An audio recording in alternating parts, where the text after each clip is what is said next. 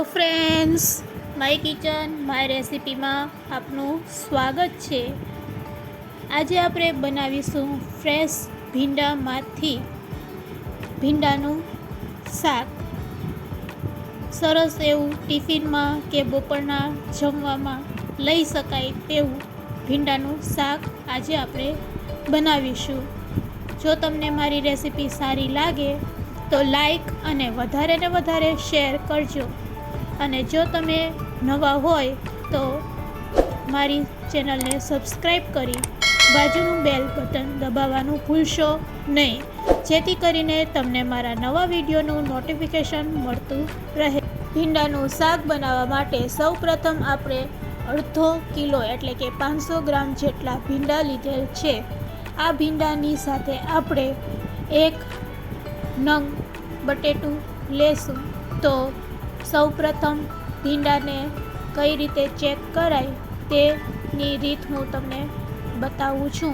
બજારમાંથી ફ્રેશ ભીંડા લેવા હોય તો તેને આ રીતે પાછળથી તેનું ડાંડલું કટ કરી અને જોઈ લેવાનું। જો પાછળથી ડાંડલું સહેલાઈથી તૂટી જાય તો આપણા ભીંડા છે એ એકદમ તાજા અને એકદમ સારા હશે। તો બસ જ્યારે પણ બજારમાં ભીંડા લેવા જાઓ ત્યારે આ રીતે એક કા બે ડાંડલાને પાછળથી કટ કરશો તો તમને ખ્યાલ આવી જશે કે ભીંડા કેવા છે। હવે આપણે તેને સારી રીતે સુધારી લેશું।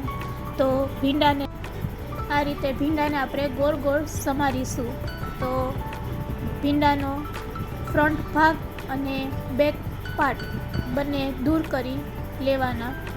તો હું તમને બતાવું છું કે કઈ રીતે ભીંડાને આપણે કટ કરશું। તો ભીંડા આપણા સુધારાઈ ગયા છે। તો બટેટાની છાલ કાઢીને તેને પણ આપણે સુધારી લેશું। તો બટેટાની છાલ છે કાઢી અને બટેટાને છાલ કાઢ્યા પછી આ રીતે લાંબી ચીરો બટેટાની કરી ઉતાવળ હોય અને જો ઝડપથી આ રીતે ઝીણું ઝીણું આપણે શાકને સુધારી લીધું હોય તો શાકને પાકતા ફક્ત 5 મિનિટ લાગે છે। તો બટેટાને આ રીતે આછી સ્લાઇસમાં કટ કરી લેવાનું, જેથી તે ચડવામાં ઝડપથી પાકી જશે। તો ચાલો હવે આપણે ભીંડાનું શાક વઘારીશું। તો ગેસની ફ્લેમ ચાલુ કરી એક પેનમાં 3 ચમચી જેટલું તેલ લેશું। તેલ ગરમ થાય એટલે સૌપ્રથમ તેમાં આપણે રાઈ અને જીરું એડ કરીશું। તો થોડુંક જીરું અને થોડીક રાઈ એડ કરશું।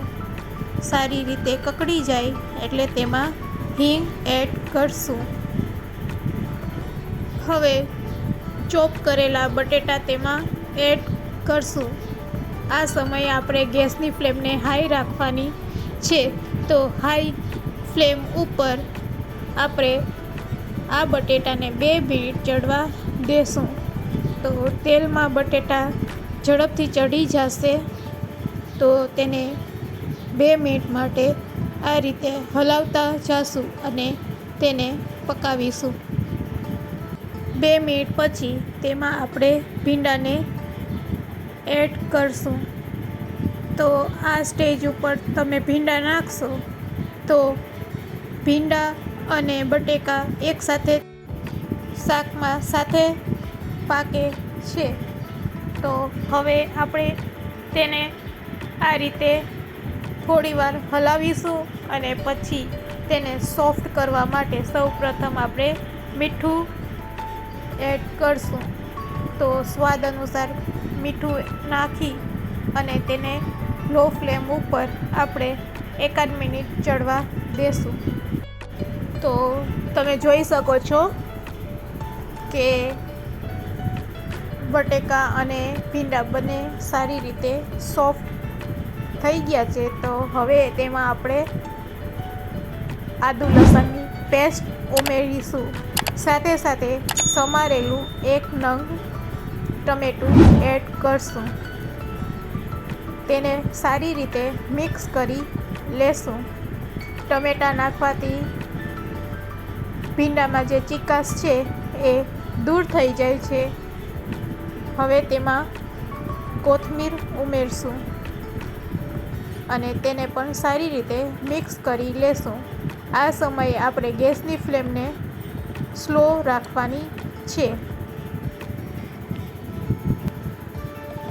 હવે તેમાં આપણે અડધી ચમચી હળદર પાવડર અને 1 ચમચી ધાણા જીરું પાવડર એડ કરશું અને તેને પણ મિક્સ કરી લેશું.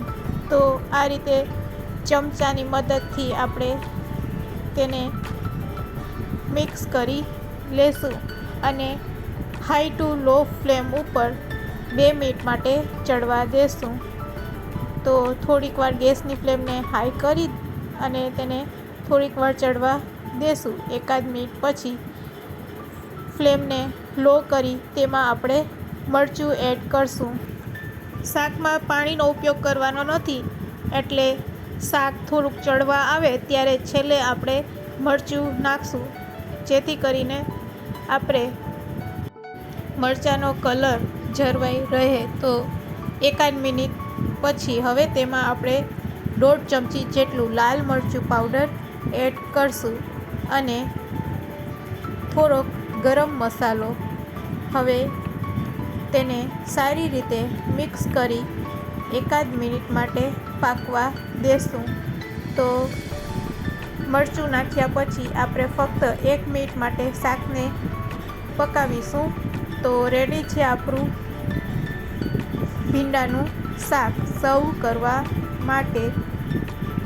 તો આ રીતે એકવાર તમે જરૂરથી બનાવજો.